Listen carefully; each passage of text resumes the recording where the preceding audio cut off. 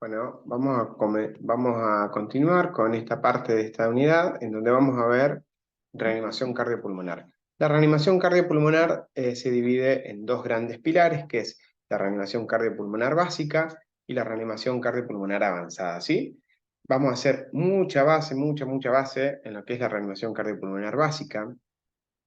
Y luego en otra presentación vamos a hablar un poquito de los condimentos o puntos específicos que tiene la reanimación cardiopulmonar avanzada.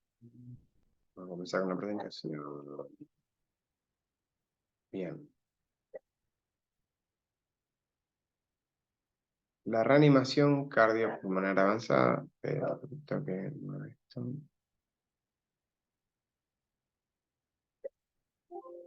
Bien.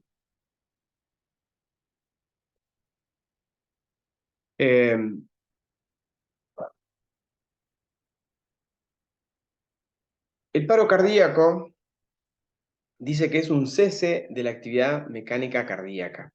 Esto no quiere decir que el corazón se detiene, ¿sí? Hay que tener en cuenta que el corazón, automáticamente cuando ocurre un paro cardíaco, en el adulto, el corazón no es que viene latiendo normalmente en su vida y de golpe se para, ¿sí? Sino que los primeros minutos y varios minutos que preceden al paro cardíaco, el corazón empieza a trabajar de manera irregular, ¿sí? Esa descarga en nódulo sinusal se vuelve totalmente irregular y el corazón trabaja de manera irregular y es incapaz de eyectar sangre, motivo por el cual, al no eyectar sangre, la persona cae, ¿no? Y se define la situación como un paro cardíaco. La persona no responde y no respira y probablemente el ritmo de paro principal sea la taquicardia ventricular. ¿Sí? Sea la taquicardia ventricular. Entonces, el paro cardíaco debemos definirlo como un cese de la actividad mecánica cardíaca. Hay ausencia de conciencia, pulso,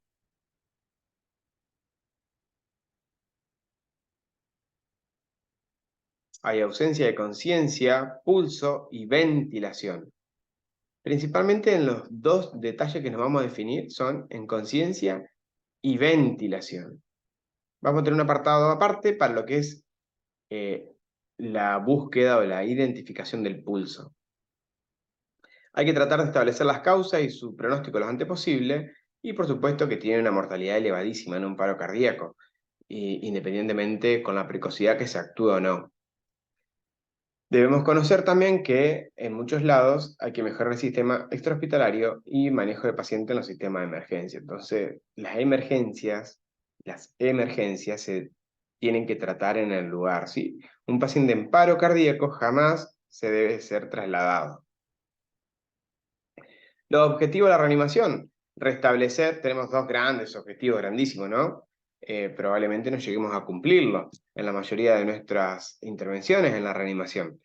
El objetivo principal es restablecer la circulación espontánea y la respiración efectiva. Eso quiere decir que el corazón empieza a latir normalmente y esto nos da que el paciente empiece a ventilar. Y otro de los objetivos de la reanimación es preservar la función de los órganos vitales durante la reanimación. ¿Cuáles son los órganos vitales? El cerebro y el corazón, ¿sí? Ese sería nuestro objetivo con lo que sería la reanimación. Ante una situación de paro, ¿qué haríamos? ¿Sí? Esto se lo pregunto a ustedes, probablemente no sé si alguno ha tenido una experiencia. He tenido varias, pero en un lugar seguro, en un lugar donde yo sé, donde mis compañeros, qué es lo que tienen que realizar. Aún así, ese lugar seguro, que es una terapia intensiva, una guardia, un shock room, se vuelven sitios, digamos, de mucha adrenalina. ¿Por qué? Porque un paro cardíaco te genera mucha descarga, necesitamos actuar de manera rápida. ¿Qué es lo que haríamos en una situación de paro cardíaco extrahospitalario? Y probablemente lo que hace un médico trataríamos de salir corriendo o desesperados para buscar ayuda, ¿no? ¿Qué es lo que debemos nosotros como profesionales de la salud y ustedes como estudiantes de la salud, tratar de comunicar y de traer calma a esa situación, ¿no? El que sabe, el que sabe lo que tiene que hacer, va a estar tranquilo. El que no va a gritar, va a llorar, va a salir corriendo, y probablemente esa inseguridad hace que uno tenga estos episodios así de excitación y de querer salir corriendo, ¿no? Entonces, lo primero que uno tiene que definir es tranquilidad en esta situación de caos. Si uno está tranquilo, es porque sabe qué es lo que tiene que hacer. Entonces, en esta primera parte, vamos a manejar estos tres primeros eslabones, ¿no? Que esta cadena, ¿sí? Que se llama cadena de supervivencia, ejemplifica de qué manera se debe actuar frente a un paro cardiorrespiratorio. Los eslabones están representados así de esta manera debido a que no nos podemos saltar, por ejemplo, del primero al tercero, sin antes haber pasado por el segundo. No podemos saltar del segundo al cuarto sin antes haber pasado por el tercero, ¿sí? Entonces esta cadena de supervivencia ejemplifica de qué manera se debe realizar eficazmente un paro cardiorrespiratorio. Y en esto que se llama RCP básico, lo que vamos a trabajar va a ser en el eslabón 1, 2 y 3. Principalmente el eslabón 1 es el reconocimiento y el llamado al sistema de emergencia, el eslabón 2 son las compresiones torácicas y el eslabón 3 es la desfibrilación precoz. Cuando hablamos de RCP avanzado va a ser en esto, ¿no? En los cuidados especializados. Entonces, el eslabón cuarto, que no va a entrar en lo de RCP básico, es el traslado, ¿sí? Y el eslabón quinto son los cuidados especializados, los cuidados post-paro. Primero que nada, frente a una situación que desconocemos, debemos asegurar la escena. Esto de asegurar la escena puede ser un poco obvio, pero debemos realizarlo como primera medida, ¿no? No podemos trabajar en un lugar que esté inseguro como este gatito y que nos podamos convertir en víctima. Entonces, por ejemplo, si tenemos una situación de paro cardiorrespiratorio en un ambiente que no es seguro, y señores y señoras, debemos recorrer ese cuerpo o esa persona, ese cuerpo, esa persona de ahí, y debemos colocarlo en un lugar seguro. Esto quiere decir que si está en la calle debemos correrla, si fue producto de una descarga eléctrica, debemos sacarlo de la fuente eléctrica, lo mismo que si fue producto de un incendio, sacarlo de ahí, ¿no? Debemos asegurar la escena. Y después vamos a trabajar con estos tres pasos sencillos. Fíjense en que aquí no tenemos nada, no tenemos suero, no tenemos sondas, no tenemos medicamento, no tenemos nada. Únicamente lo que tenemos son la identificación de los tres pasos sencillos que son reconocer la situación, activar el sistema de emergencia y realizar compresiones torácicas. Entonces, el paso 1, vamos a identificar si responde y si no respira. Yo siempre digo, no responde y no respira. Acá lo que dicen las guías es que si boquea. Esto quiere decir si boquea, y acá me van a ver un poquito, le pido un poco de atención, es, por ejemplo, como hacen las películas, no una respiración agónica. El paciente está en paro cardiorrespiratorio y se hace esto, miren, y presten atención, ¿sí? Eso es boquear, es como un pescadito afuera del agua. Entonces, esa respiración es una respiración agónica, una respiración que la debemos identificar y rápidamente debemos intervenir. ¿Por qué? Porque esta persona está en paro cardiorrespiratorio, ¿sí? Entonces, no responde, no respira o boquea, ¿qué identificamos en esa situación? Está en paro. ¿Cómo hacemos esta maniobra? Nos acercamos, chicos, nos acercamos, debemos arrodillarnos y estimular de manera verbal y de manera física al paciente, a la persona, y de manera efusiva, ¿no? Señor, señor, ¿cómo está? Señor, ¿está bien? Lo tocamos. Acá no le pegamos cachetadas, no lo sacudimos, no hacemos todas esas cosas raras que vemos en la televisión, pero sí debe ser efusivo ese estímulo para ver qué respuesta tenemos de la persona, ¿no? Entonces, paso 1, ¿no responde, no respira o boquea? Listo, estamos en paro cardiorrespiratorio, gente, no se duda, no se duda. ¿Qué es lo que harían? En este caso, le preguntaría yo. Y ustedes probablemente me respondan, buscamos pulso, ¿sí? El pulso, chicos, lo vamos a ver en RCP avanzado, pero el pulso se delimitó únicamente para el profesional de la salud, ¿sí? Eh, ¿Por qué? Porque debe tener una técnica. El pulso que vamos a buscar no es el radial, sino que va a ser el carotidio, tiene que tener una técnica, el carotidio, vamos de la tráquea 3 centímetros hacia cualquiera de los dos lados, hacemos presión y debemos sentirlo, ¿sí? Háganlo ustedes, 3 centímetros hacia cualquiera de los dos lados y vamos a sentir el pulso carotidio. ¿Qué pasa? Un paciente en shock no vamos a sentir jamás el pulso, va a tener un pulso filiforme, bien finito. Y probablemente la adrenalina nuestra va a hacer que esta persona, va a hacer que podamos llegar a sentir porque nos pulsan los dedos, ¿sí? No sé si alguna vez han sentido que le punzan los dedos, que dice, me laten los dedos. Y sí, es la adrenalina, es la noradrenalina, es activación del sistema nervioso simpático que hace que nos llegue una descarga rápida, ¿sí? Estamos adrenérgicos. Entonces, el pulso, saquémoslo, lo sacan, lo borran, no se busca pulso.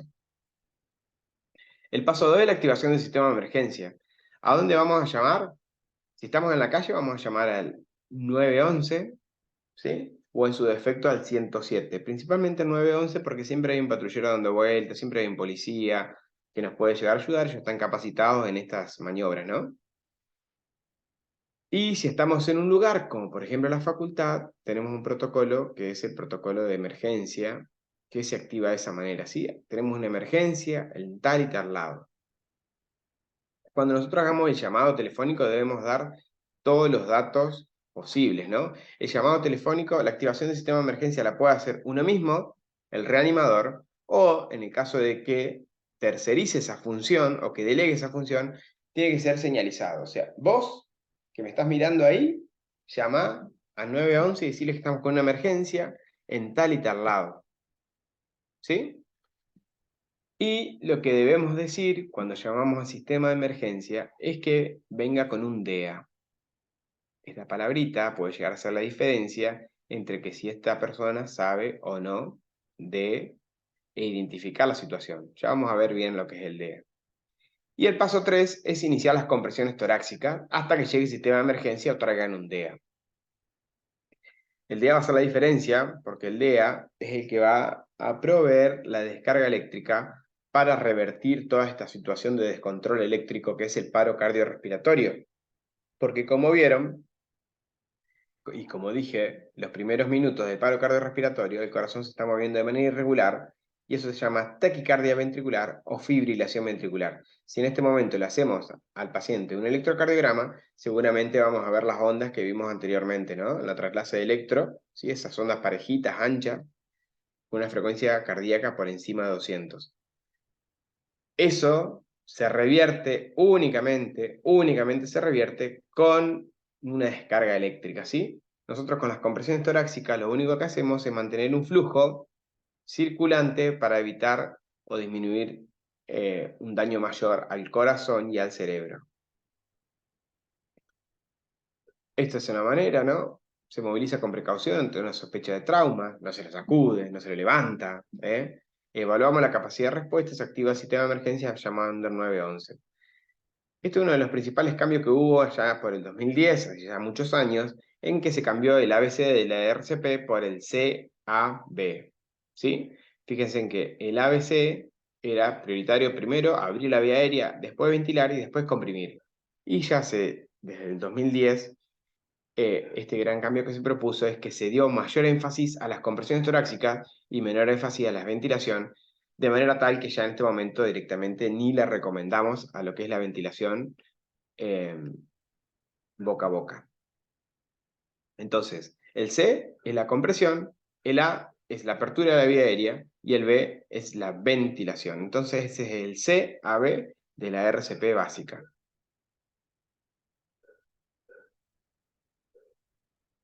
Si una persona no tiene entrenamiento en RCP, lo que podemos hacer es llamarlo, ¿sí? Animarlo a que se comprometa con la situación y en ese momento darle una capacitación rápida, ¿no? Vos vení, colocate así, pon las manos así y hace fuerza hacia abajo, de manera rítmica mientras yo descanso, ¿sí? Entonces se le da RCP solo con las manos, lo que se llama. Lo que proponen las guías 2010 de mayor énfasis en las compresiones torácicas. Siempre debemos ejemplificar el corazón como una esponja, ¿no? Yo siempre doy el mismo ejemplo, puede ser que ya me hayan escuchado alguno y puede ser, oh, siempre habla de lo mismo, en donde el corazón es como una esponja con la que lavamos los platos, ¿no? Entonces, la esponja está llena de agua, la apretamos y sale toda el agua, sale un montón de agua. descomprimimos y se llena nuevamente de agua. Comprimimos nuevamente y sale todo el agua. ¿Qué pasa si yo no descomprimo todo y aprieto? Y la esponja va a salir pura espuma, ¿no? No sale nada de agua.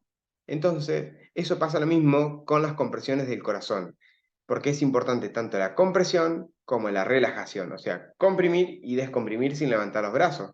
¿Por qué? Porque el corazón es como una esponja. O sea, cuando comprimimos, eyecta sangre, y cuando levantamos las manos del tórax, o sea, permitimos que el tórax se expanda, es cuando por cambios de presión, como vimos que se produce retorno venoso, ese cambio de presión va a hacer que la sangre vuelva al corazón.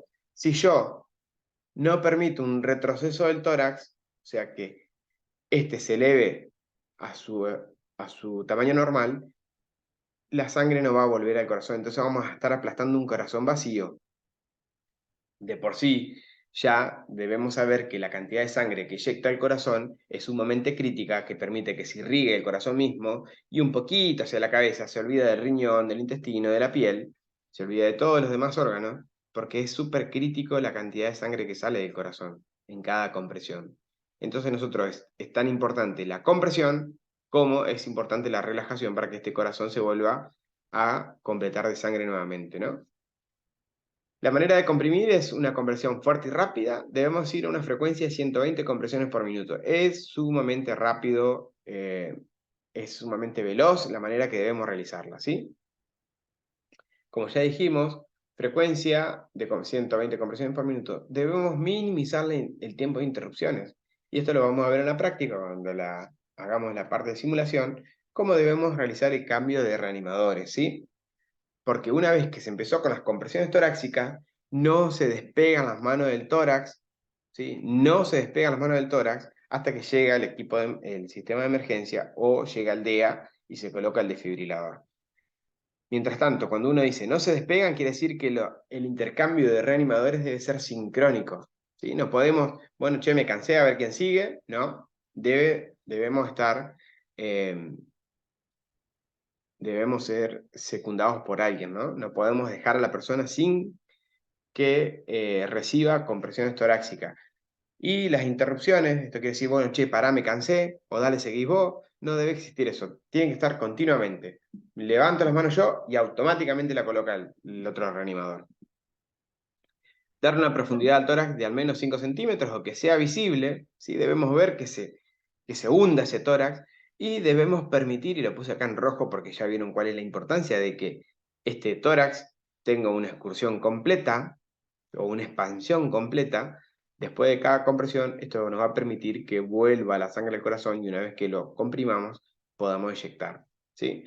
Y si lo queremos hacer un poquito más difícil y tenemos los medios, sí, y para dar ventilación, como puede ser una máscara de bolsillo, se debe mantener una relación 30-2. Esto quiere decir que cada 30 compresiones se dan 2 ventilaciones. La posición. ¿Dónde nos vamos a colocar? A la altura de los hombros, arrodillados, con las piernas abiertas, ¿sí? Para lograr una buena base, espalda recta. Yo siempre digo que es como que saquemos cola, ¿no? ¿Sí? Espalda recta, sacamos cola porque tenemos las piernas abiertas, porque debemos estar bien apoyados. Debemos colocar a la víctima en una superficie plana y firme. Esto quiere decir que si está en la cama no podemos, si está de costado no se puede, si está boca abajo menos, ¿sí? Debemos colocarlo en una superficie plana y firme, en el piso. Nosotros nos colocamos de esta manera, ¿sí? Espalda recta, brazos rectos, y fíjense en que acá el reanimador se tira sobre la víctima, ¿sí? Fíjense en que la cabeza del reanimador sobrepasa el cuerpo de la persona. Esto quiere decir que debemos tirar encima de la persona porque la fuerza que debemos realizar es tal y durante tanto tiempo que si no la realizamos de esta manera, probablemente los brazos, que tenemos unos músculos pequeños, que se llaman bíceps y tríceps, probablemente se nos fatiguen rápidamente y las compresiones pasen a ser terroríficas, ¿no? Debemos realizar compresiones de altísima calidad. De altísima calidad, ¿sí? Esto lo logramos únicamente posicionándonos bien. Fíjense, esta es la posición. No tenemos otra posición. No va arriba de la persona. ¿Por qué? Porque los paros se reaniman en el lugar. Entonces eso de andar con la camilla corriendo, reanimándolo en una camioneta, reanimándolo en una ambulancia, eso no existe, chicos. No debe existir, no debe pasar, por supuesto. probablemente alguien tenga alguna experiencia para contar de que ha visto esa situación, que es lo que uno lo prepara para que no se vuelva a repetir esto, para que no se repita, para que no se siga repitiendo. Los paros se deben reanimar en el lugar. Bien, esa es la posición nuestra. ¿Y las manos? Las manos tenemos una sola posición de colocarlas. Fíjense, los dedos entreabiertos e intercalados. ¿Por qué? Porque debemos apoyar. Esta parte es la única que va a entrar en contacto fuerte. No quiere decir que esto no toque el tórax, pero esta, que se llama el talón de la mano, es la que tiene que estar en contacto con el punto de mayor presión. ¿Sí? El punto de mayor presión, fíjense ahí, como doblo las manos, el punto de mayor presión debe estar acá. ¿Sí? Ahí. Comprimo fuerte y rápido con el talón de la mano. Dedos entrecruzados, apoyando el talón de la mano. El lugar, gente, debemos saber que hay un lugar anatómico que es en el medio del esternón, a 5 centímetros del apéndice sifoide, pero por supuesto no vamos a hablar acá de medición. ¿Dónde vamos a colocar las manos? En el medio del esternón, en el medio del hueso del tórax. Siempre. Puntos a tener en cuenta, y ya para ir terminando, un reanimador luego de 2 minutos se agota, o sea que probablemente, y lo que uno recomienda es que contemos mentalmente, ¿no? No la vamos a contar de manera verbal y en voz alta porque probablemente lleguemos a las 40 compresiones y nos quedemos sin aire, sino que mentalmente lo que vamos a hacer es hacer unas 100, 120, 150 compresiones y cambiar de reanimadores. Aproximadamente esas 150 compresiones nos van a llevar 1 minuto y medio, y antes que nos agotemos, debemos cambiar de reanimador si somos dos, ¿sí? Sabiendo que a los 2 minutos un reanimador se agota. Esto quiere decir que a los 5 minutos, fíjense en que a los 5 minutos recién empezamos a decir, che, me estoy cansando. Si a los 5 minutos no cambian, voy a empezar a decir, che, me estoy cansando. ¿Qué es lo que debemos hacer antes de eso? Antes de sentir cansancio, porque nuestras compresiones dejan de ser efectivas, debemos cambiar de reanimador. Se cambia de reanimador con escasa interrupción de las compresiones, se continúa la maniobra de resucitación hasta la llegada del equipo de emergencia y se debe comprimir fuerte y rápido, fuerte y rápido. La ventilación boca a boca que hacemos, como ya dijimos, no son prioritarias, pasaron al tercer escalón, ¿sí? Menos en esta situación, ¿no? Menos en esta situación, no vamos a dar ventilación boca a boca, entonces no la recomendamos. Si la debemos realizar con un dispositivo, que lo vamos a ver en la práctica, que son máscaras, las ventilaciones deben ser de 1 segundo, sellando la boca-nariz y sellando nariz. Sellando boca a boca y sellando nariz, ¿sí? Aquí como lo ven en la imagen, con una mano cerramos la nariz de la persona, con la otra mano la colocamos en el mentón, como vemos acá, la colocamos en el mentón, extendemos el cuello, lo colocamos en posición de olfateo al paciente, ¿sí? Esto quiere decir, cuando usted entra a su casa y hay milanesa con papa frita, no entramos y decimos, qué rico olor a milanesa, sino que lo que hacemos es así, ¿no? Para que el aire entre más fácil al pulmón, ¿sí? Para que entre mayor cantidad de aire. Entonces, colocamos al paciente en posición de olfateo, mano frente, mentón, ¿sí? Extendemos el cuello, y con nuestra boca sellamos la de la persona o con el dispositivo que nos va a permitir ser de barrera, sellamos la boca de la persona, con la otra mano sellamos la nariz, ¿sí? Para que no se nos vaya por ahí, y realizamos 2 ventilaciones. Estas 2 ventilaciones deben ser de 1 segundo, rápido. Listo, y empezamos a comprimir nuevamente, de manera rápida. En caso de asfixia o aguamiento, ¿sí? Asfixia por inmersión, asfixia por monóxido de carbono, o una persona que se ahogó, por ejemplo, una obstrucción de la vía aérea por un cuerpo extraño, las ventilaciones son primordiales. ¿Por qué? Porque esta persona adulta, la causa de su paro cardiorrespiratorio es de una causa de hipoxia.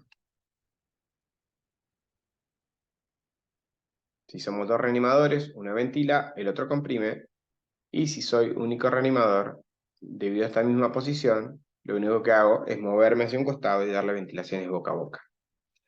Esto es lo que vamos a cerrar, ¿sí? Yo con el paso 1, el paso 2 y el paso 3 hice todas las cosas bien. ¿Qué pasa? El paciente no va a revivir con eso. No es que va a salir y va a decir, che, muchas gracias por reanimarme, gracias, bueno señora, hágase ver, ¿no? Probablemente ese corazón no retorne a su ritmo sinusal, a trabajar nuevamente. ¿Por qué? Porque tiene un problema eléctrico.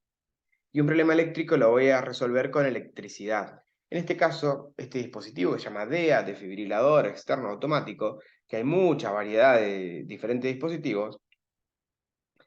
Estos son unos modelos, en la facultad tenemos otro para practicar, son los que van a proporcionar una descarga eléctrica para revertir la situación, en el mejor de los casos. A veces tampoco funciona, ¿no? Y la persona termina con el primer pronóstico, que es la muerte.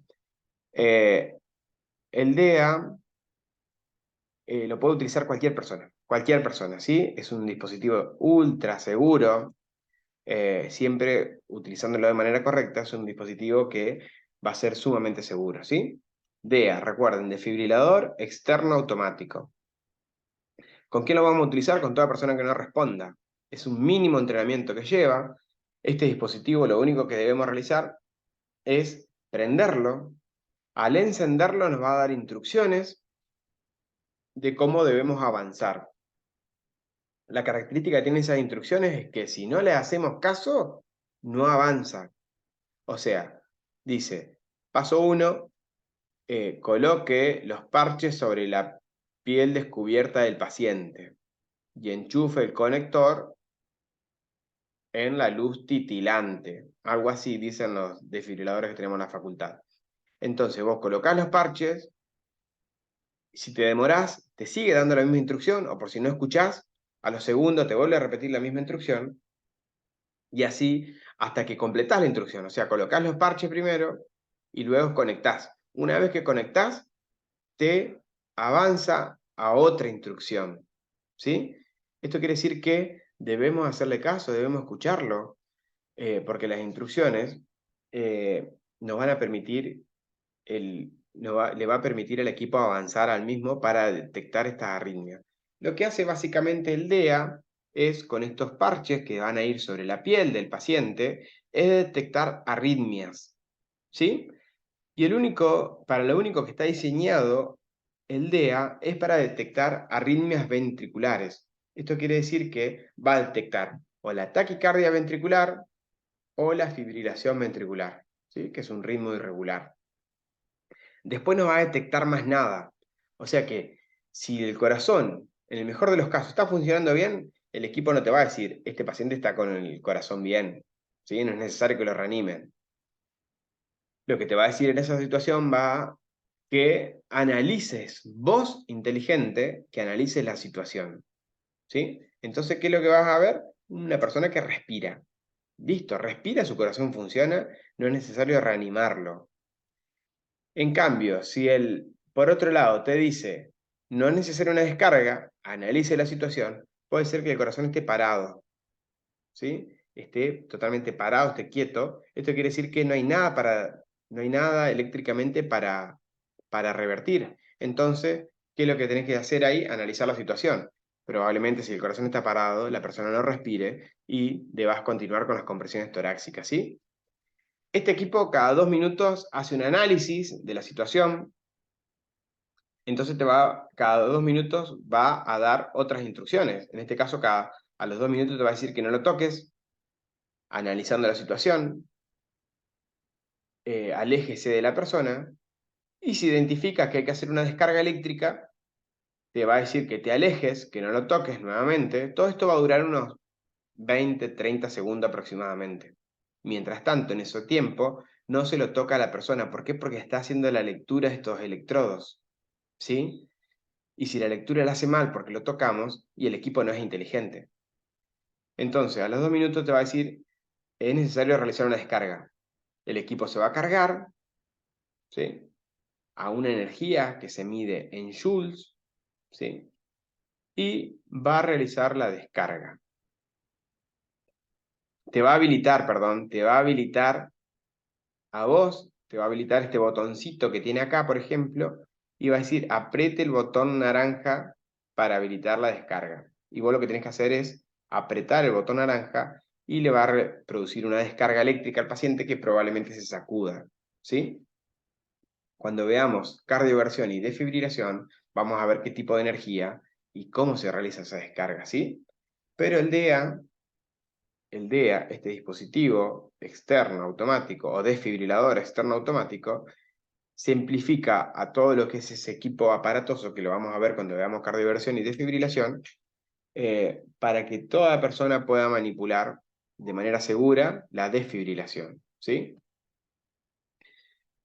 Como todo equipo de seguridad, debe estar los DEA deben estar en lugares visibles, ¿sí? Hay una ley que reglamenta que todos los lugares donde haya conglomeración de personas, como por ejemplo un club, un cine, un teatro, un bingo, un banco, lo que ustedes quieran, donde haya mucha gente, facultad, deban poseer estos dispositivos, ¿sí?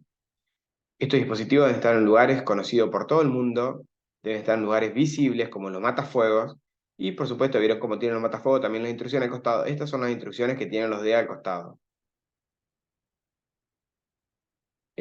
Reconozca la situación, ya el sistema de emergencia, empiece con las compresiones torácicas, al arribo del DEA, encienda, se lo coloca, analiza la situación, realiza la descarga y vuelve a realizar las compresiones torácicas. Por último, si la persona, en este caso, llega a revertir la situación de paro, lo que se recomienda es colocar a esta persona en posición de recuperación, ¿sí? Esta posición de recuperación es de cúbito lateral izquierdo, principalmente izquierdo, ¿sí? De cúbito lateral izquierdo, y fíjense en cómo queda trabado. Se lo toma la persona de esta manera, fíjense que yo no estoy empujando de acá, de atrás para darlo vuelta, sino que lo tomo de esta posición, estiro el brazo hacia en el cual se va a apoyar, lo estiro de esta manera, paso el brazo del otro lado, elevo la pierna y automáticamente hago una fuerza hacia mí, una fuerza muy pequeña, en la cual la persona queda trabada de esta manera, ¿sí? Esto hace que no permita que la persona se ponga boca abajo, ni permite que la persona se vuelva boca arriba. De esta manera, si la persona revirtió del paro cardiorrespiratorio, nos vamos a dar cuenta porque mínimamente va a empezar a respirar, probablemente no recupere la conciencia, pero sí va a empezar a respirar y lo debemos colocar en posición de recuperación. ¿Por qué? Porque puede o tiene altas chances de que si está inconsciente se broncoaspire. Posición de recuperación, sigue con el equipo conectado, jamás se saca el equipo hasta que llegue el sistema de emergencia y espera así hasta su arribo. ¿Por qué? Y monitoreándolo continuamente, ¿no? Monitoreando principalmente la frecuencia respiratoria, porque probablemente este paciente tenga altas chances de volver a sufrir un paro cardiorrespiratorio. Bien, hasta aquí, paro cardiorrespiratorio, RCP básica, ¿sí? Esto es lo que vamos a hacer, esto es lo que vamos a practicar y esto es lo que vamos a difundir en diferentes instancias. Así que ténganlo muy bien presente, estudianlo, vean varias veces este video, lean, para tener bien sólido en el momento de la práctica, porque esto es algo que vamos a repetir probablemente varias veces en varias oportunidades con la facultad. Luego vamos a ver lo que es RCP avanzada y nos queda cardioversión y desfibrilación.